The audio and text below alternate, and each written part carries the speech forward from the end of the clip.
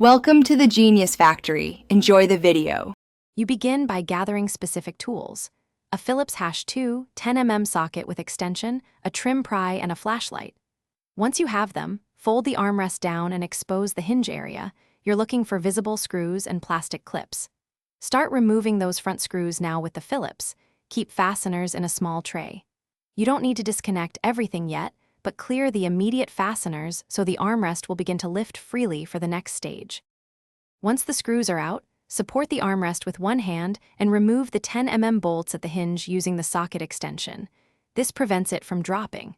After bolts, use the trim pry to gently pop out the plastic clips along both sides. Pry a little at a time and alternate sides so stress distributes evenly and plastic won't crack. If your model has a wiring plug for lights or USB, press the release tab and pull the connector straight out. Don't yank. With bolts and clips released, lift the armrest straight up and then back to clear the hinge pins.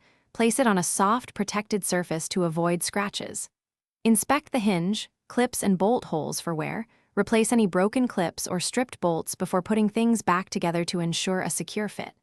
Once reinstalled, reconnect the negative battery if you detached it, and test any electrical ports or lights.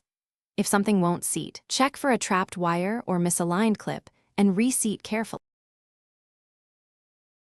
Thanks for watching. If you found this helpful, don't forget to like and subscribe.